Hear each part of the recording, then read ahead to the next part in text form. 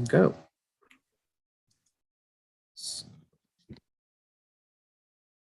Welcome to another Heroes of the Heart podcast. I'm Steve Garvin, the story architect, and I am delighted to have our hero of the heart, Serena Curran, with us today. And she is with Wealth by Soul Design. She is a spiritual business mentor, a teacher, a healer, and an Akashic record detective. She's the author or the creator of the Soul Wealth Map, the Business Accelerator program, and the Ultimate Freedom Blueprint Group program. And she's been doing this for 25 years. So you have got a lot to share about all this. Tell us how the journey began for you, Serena. How did you start getting into all this?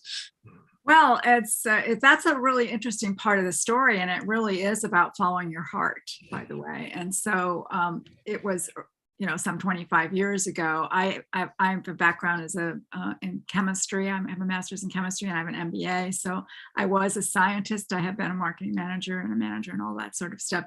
So I was not at those years thinking about being in the spiritual realms or healing. And as it turns out, I'm a natural healer.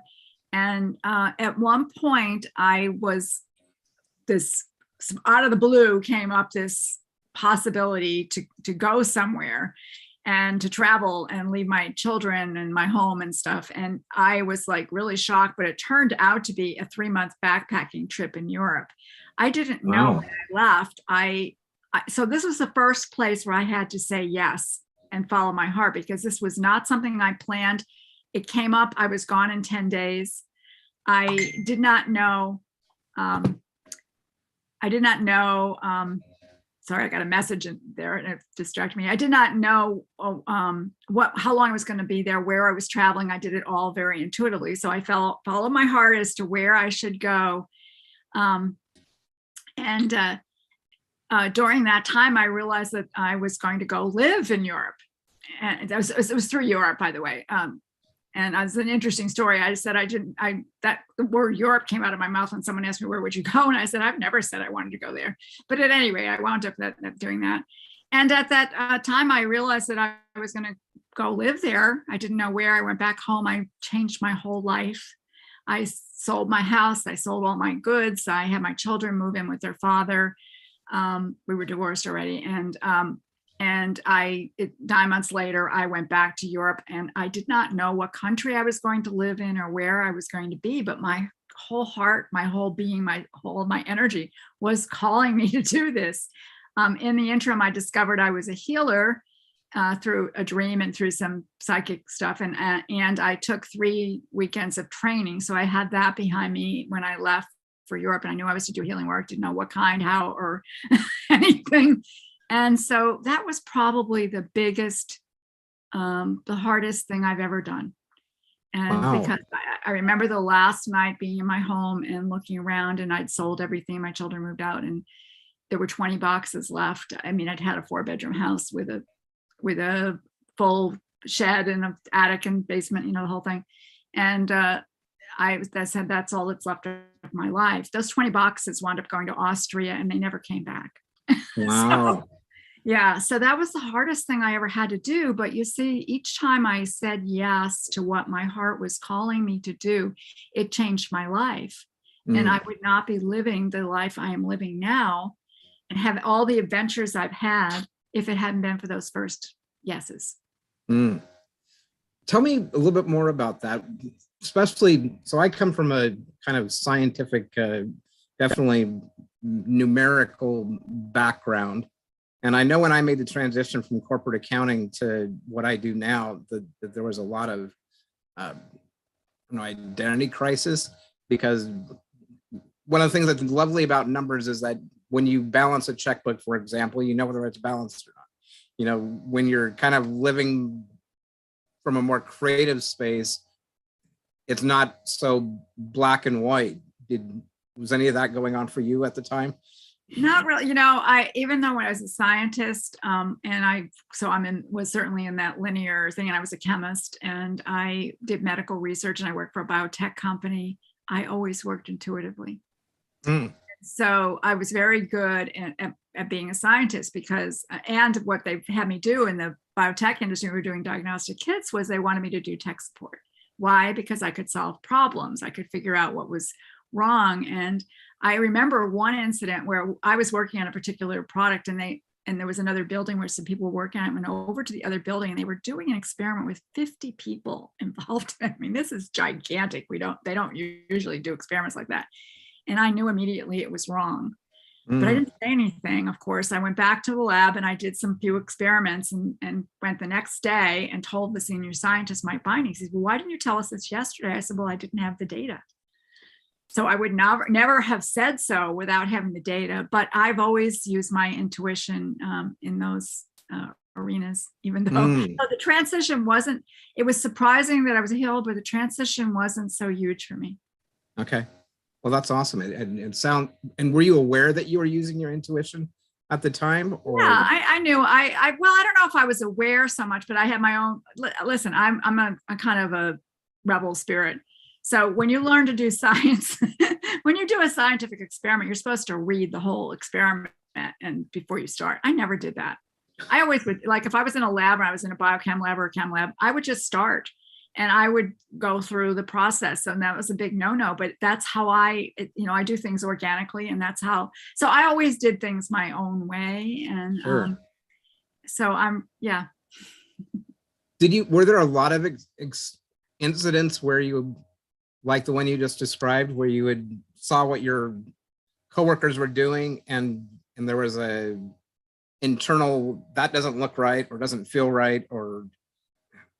Yeah, there were other instances. I mean, that was a big one. And it wasn't just internal too. I had been working on the project. There's another, I've been working on the project too. So I would already so you get a feel for it, Sure.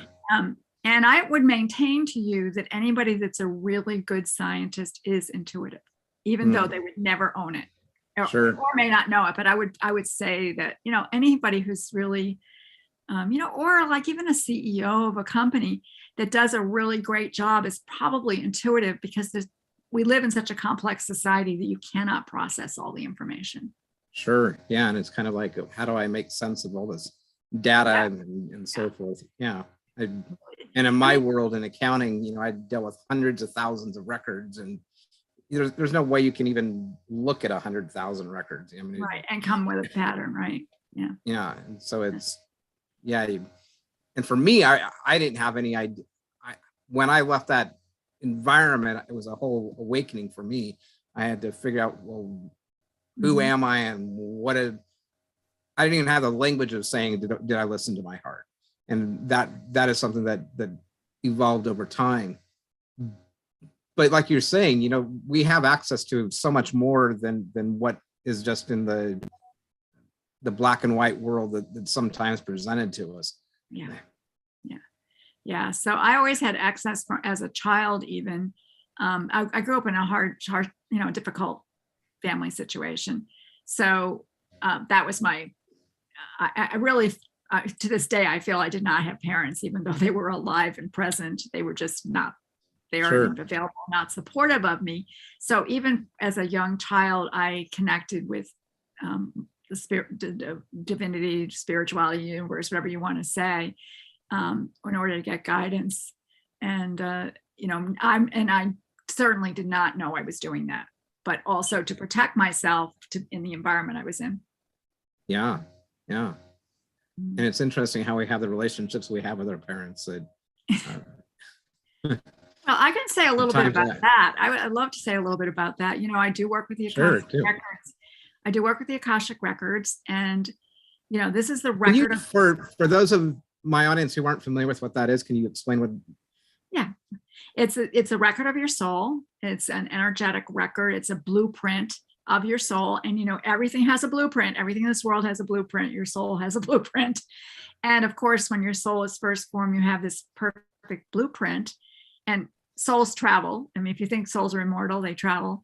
And so as they do that, whatever vehicle they're in, like our bodies, they make decisions. Decisions are made, and sometimes they're not in alignment with the actual soul blueprint, and it can cause some interferences in them. Sure. Yep. And so those what I do is I look at your soul, and then I remove those interferences so that you can really express your soul. And that's really what you're here for. I mean, why else would you be here? The soul is what animates the body, and the body is a vehicle for the soul. So the soul is here to be expressed.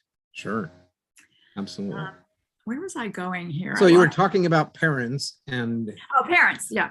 So what happens is that you have these interferences or things in your soul record that are not, they're patterns that are not positive. They're difficult patterns. And so when you're come here to the planet, you come to parents who will uphold those deviations for you so that you have the opportunity to experience them and heal them. That's a different way of looking at your parents. It also is like, there's nothing to blame them for. Your soul required these experiences in order for you to grow and evolve.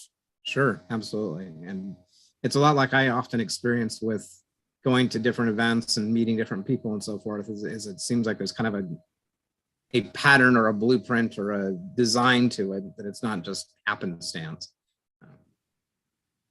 Yeah, exactly. It's not happenstance. And, we could, and the other part of this all is, I want to say that, we live in this giant cosmos, and, we have ways of interacting and understanding how this cosmos was created and what the source is and all that stuff.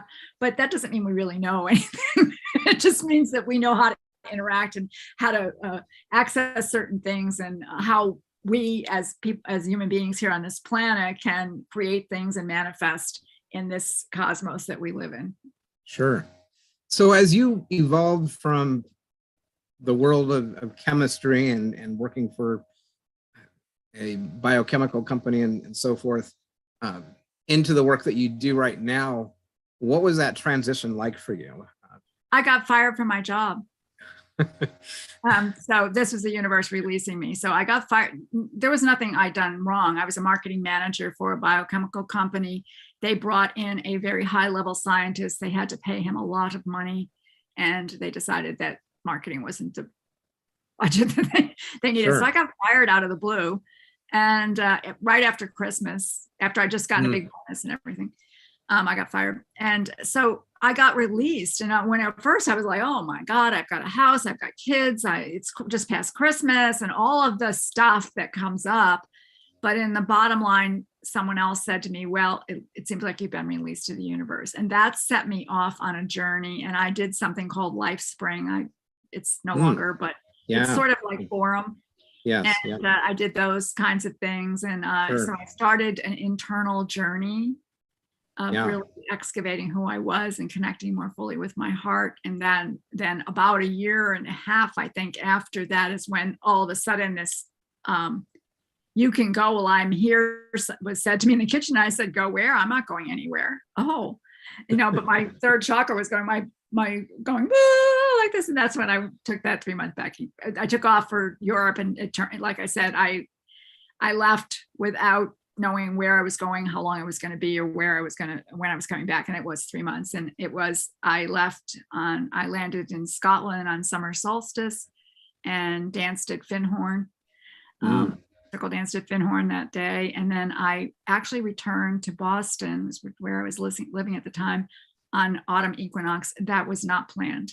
Really? No, I was waiting in Geneva. At the time, you didn't go on the computer and buy your tickets. I was waiting in Geneva for an agency to get me a ticket to go home. And that's the ticket that they got. I got the ticket. And were you intending, when you left, were you intending to go on summer solstice, or? No. So it all just kind of worked out the way that it worked out. Exactly. That's really interesting. Yeah, exactly. And I've been on a couple of those types of journeys, so to speak, where there's like no itinerary. There's no, I don't know where I'm going to land. I don't know where I'm going to stay. I don't know where, I don't know how I'm going to pay for this, et cetera, et cetera, et cetera. And one of the cool things about that, because you don't have any expectations, there's lots of things that at least in my experience, there was the feeling of kind of the rug being pulled out from underneath me. But at the same time, there was also all kinds of doors that were opened up and new possibilities and new insights and so forth that came into existence or awareness.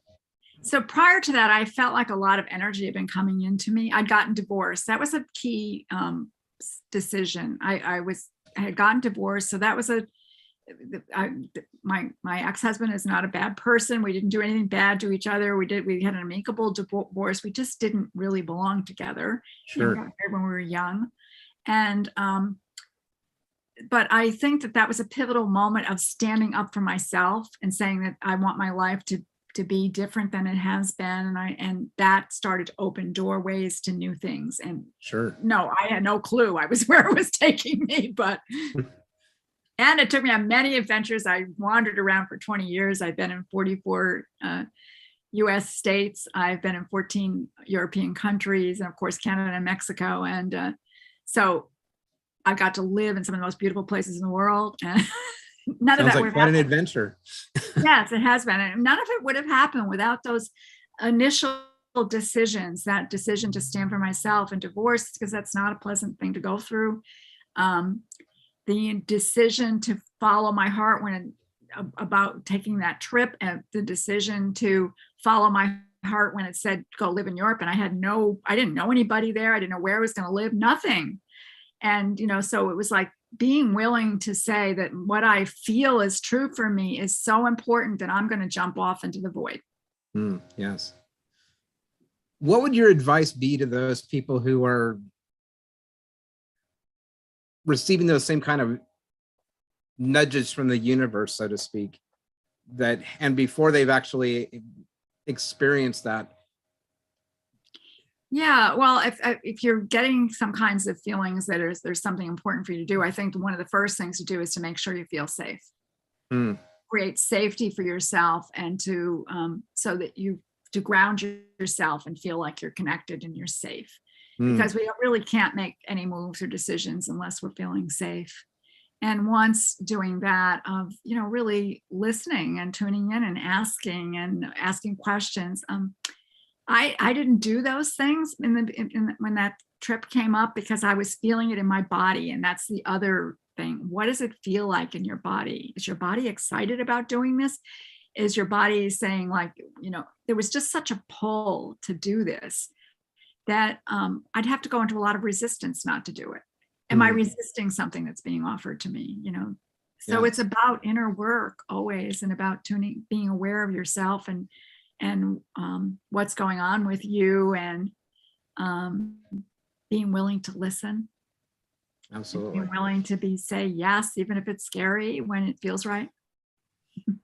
Saying that, tell me a little bit more about what you mean by safety, because we could look at our bank account and say, well, do I have enough money to go on this trip and whatever, and kind of, but I get a different sense from what you mean by safety than that.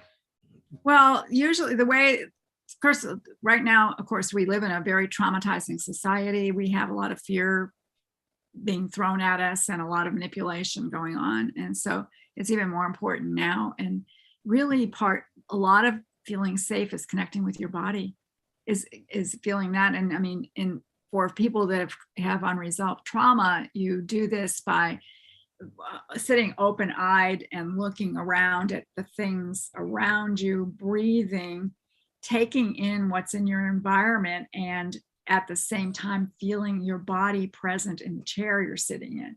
So it's about getting really present and here so that you can feel that you're safe. It's also about dropping into your heart, because when you go inside your heart, that's a safe place. And then the other thing I like to do for myself is I imagine my energy. I don't let my energy expand, but I imagine my energy expanding all the way out into the cosmos. And then I can feel that I'm held in this big environment. Now, not everybody's going to feel all these things at first. So these are practices. And then another fun way to do it is to do a haiku walk. Go outside. Yeah, it's something I created. You know what haiku poetry is. It's just what are the colors and things like that. So go outside and look at the trees and see what colors they are, and the birds, and notice what's around you, and get really aware of your environment. These are getting yourself present. There's where your place of safety is, present. When you're in the past and in the future, this is when you're getting fear, because you're making up stories about what happened in the past, and you're making up stories about what's going to happen in the future. Sure. So present moment. Yeah. I love that idea of a haiku walk. Yeah. I do a daily walk, and part of my daily walk is I do photography while I'm out walking. Yeah. And essentially doing the same thing. It's like, okay, what am I noticing out here? What do I see out here that I want to capture, that I want to remember? So it's haiku photography. Sure. That is awesome. I love that phrase. So tell me, when you first started to listen to your heart, was that something that you were conversant in? Did you feel like you had a close or a strong relationship there? No. Most of us don't. Because when you're a child, you learn to modify your behavior in order to create safety and to get the things that you need in the family environment. And oftentimes that's be silent, don't say what you really want, don't be connected with your desires. For me, having a desire was a waste of time because I wasn't going to get it. I might even not get what my, other things, but desires were not probably on the table, or they weren't. Anyway, so I think that, again, I was pretty disconnected, and a lot of it, I spent a lot of time out of my body, which is what a lot of people do when they're stressed and upset, and they let their energy flow up out of their body. And when that happens, you get very confused, and you feel out of sorts, and you can get foggy brained and all kinds of things. You can't function very well. You're not present with the people around you because you're not present even with yourself. Yes. So it's about bringing your energy back down into your body and feeling your feet grounded to the earth. Feeling your feet really heavy, like concrete on the earth. And when you don't feel that, when you go out and you go, and then you get all this lightheadedness, craziness going on, it's because you're not in your body. Again, being present in your body. So no, I didn't know all of that stuff, and I didn't know I was out of my body for a lot of my life. Sure. What did you do in order to start becoming more aware of that? Were there initial practices that either you experienced at the time or that you encourage your people to engage in? I'm not sure. I think it really was. I remember one day standing in my kitchen doing some dishes and just crying and having no idea why I was crying. No idea. And so when you get an experience like that, or you get any experience where you have some emotion, you have no clue. And I don't, sometimes we don't know, but, as a pattern, you have no clue. I mean, I think that I would suggest is that you start by journaling. And one of the easy ways to process an emotion or get in touch with it is there's a couple of easy ways, but I'll give you the journaling one first, which is, to go and write about it and describe it with all your senses. What does it smell like, taste like, feel like? How does it sound? What color is it? And this starts to connect you with it. You can also ask where it is in your body, if you're able to experience that, because not everyone is able, but where it locates in your body. And you can ask itself, like, what are you? What is your feeling? If it's anger, what kind of anger is? Am I furious? Am I raging? Or am I just annoyed? And try to get the words that actually reflect that emotion, and then dialogue with it. That's what it means, and so on. So there's different things that you can do. But, bottom line is awareness is 95% of being able to do anything. So start to build your awareness. And that's like just what you do, looking around, seeing the colors, noticing everything, listening, being more aware of what's in your environment. Yes, that's a great way to put it. And I was listening.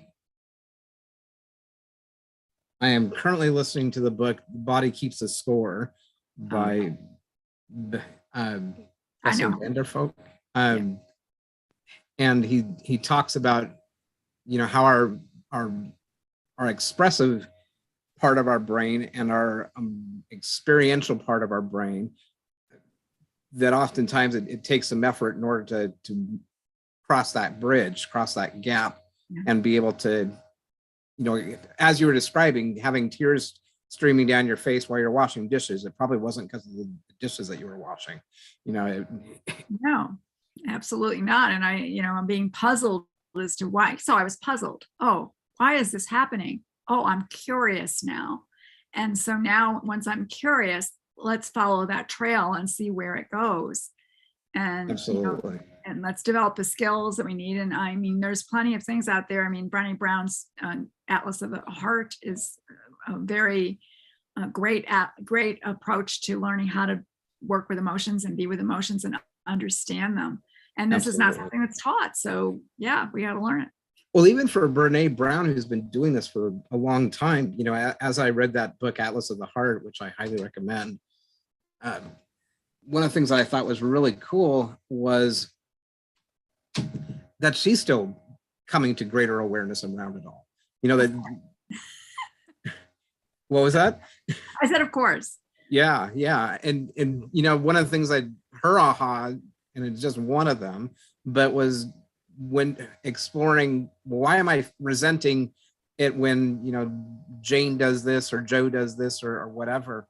And by unpacking that and looking and seeing what is happening there, that our emotions don't come in plain English for us or whatever our native tongue is. It takes some effort in order to translate those emotions into something that is instructive, and it can take, sometimes that can be momentary where we're able to, okay, I know why I'm crying right now. My dad just died or whatever. But there are other times when you've got tears streaming down your face, like I was on Sunday evening before I went into work because I was so disconnected and so miserable in my job, tears streaming down my face and not wanting to go do that, and being so out of touch with my emotions that I didn't even understand what was going on for me. Exactly. Exactly. When we give expression to that through journaling or through having conversations, or there's a lot of different ways you can do it. I love the haiku poetry, or haiku walks, haiku photography.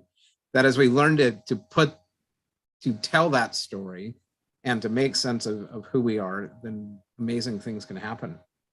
Yeah, we don't get trained in emotions, and really, honestly, emotions are navigating tools.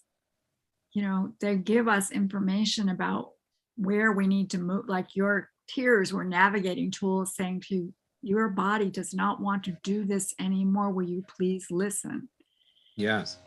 And so they're navigating tools, and yet we've been taught, and many times been taught, that they're not, that we need to get rid of them, especially in the manifesting community where they're always talking about raise your vibration. You need to, yes, you need to raise your vibration. Yes, you want to, but you don't do that by just ignoring what's actually present for you. You do it by paying attention and allowing that to process and understand it. And then your vibration raises. Otherwise, it still stays in your field, in your energetic field around you. Yes, absolutely. Emotions don't just go away, and you can't put them in some closet or, tie them up in a box or whatever. In fact, as you were describing that, the thought that came to mind for me as you're raising your vibration, sometimes those initial steps are pretty challenging emotions, uncomfortable feelings. And as we learn to deal with those, and part of my journey was dealing with severe life-threatening depression, it wasn't by, getting rid of that. It wasn't by shoving it to the side. It was by being curious about it and allowing it to be and accepting it in the moment. Yeah. And that as we accept our emotions, and as you're saying, that our emotions really are guides. They are here for a reason, and they're powerful messengers that if we give them the listening that they're asking of us, then they will guide us to where it is that we will find the abundance that we seek. Yeah, well, there's also that, and there's also, I work with the soul. So part of what I do is help people to see what their soul gifts are and help clear them and give them tools. Like I have 7 soul-led keys to manifesting so that they can get into the flow of abundance and wealth by aligning with their soul, where all the energy is for them to create. Absolutely. So and that's not unrelated to your heart. It is certainly related, but there isn't. There are other ways to be guided than just. There's just other ways to be guided. Sure. I'll say there, and emotions get a bad rap. And they do. Having a depression like that sometimes is about anger that you've directed towards yourself. And, some depressions really require medication, but other depressions would be served by working with the energies of what's taking place. Right. And that's, both of those are part of my journey. And as I do the work that I do and talk with the people that I talk with, some people need the medicine in order to help them where they were. And for a while I did need the medicine, and until I didn't any longer. And it's the one of the issues here, and the reason I raised it is because people sometimes get on medication and never get off because they never really dig in to find out where it's coming from, because now it's not a problem. I'm not dealing with it. So, there's a line there. And yes, sometimes people need medication. I always tell people when they're depressed to get up and dance. And the reason is if they can do it. And I know sometimes when people are depressed, they can't do it. But when you dance, you are actually moving energy. Yeah. And so it's a way to change what's going on. Right. And and like you said, sometimes you can't do it. Sometimes you feel literally like you're sunk in lead, and it's hard to even, literally hard to get out of bed. I've had those moments as well. And at the same time, getting up and moving and dancing and so forth, that is a great way to elevate your energy. Yeah. But sometimes the journey is longer than just, okay, turn on some music and dance.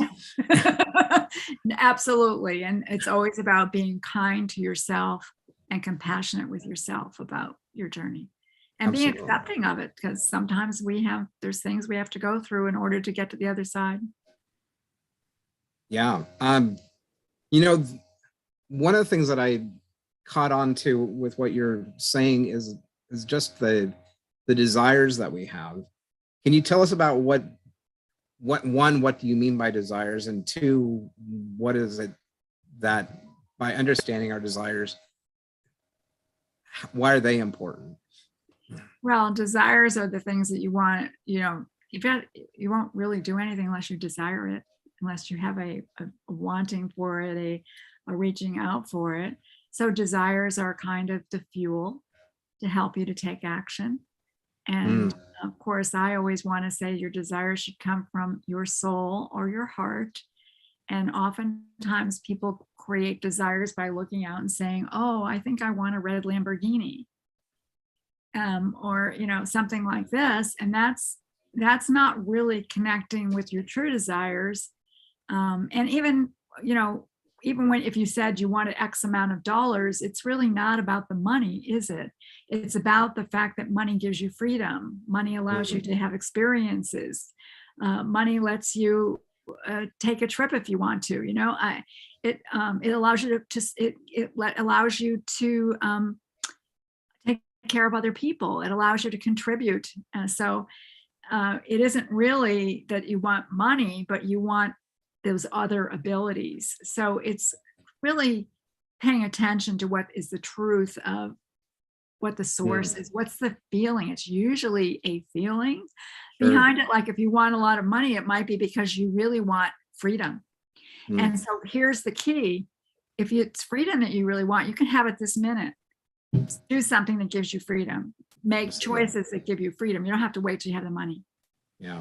And that's something that I struggled with for a very, very long time in my life, was that, chasing after money and, thinking the mansion on the hill and the red Lamborghini, as you say, that was what I truly desired, rather than the way that I look at it now is that those are more symbols or clues as to what it was that I desired.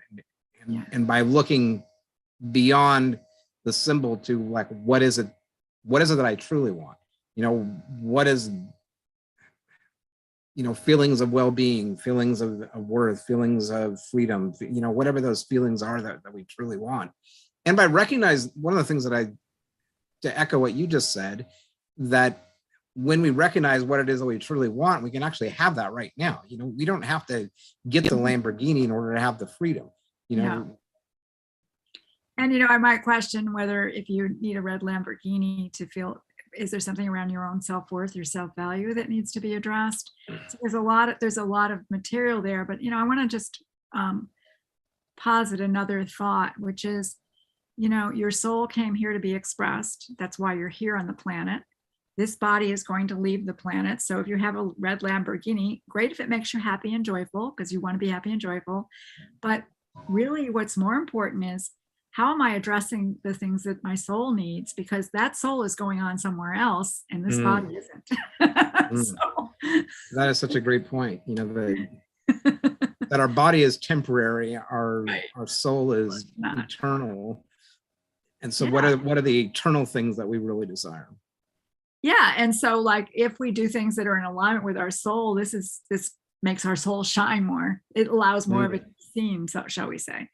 And so we're setting it up for a better experience next time, if you want to think of it that way too.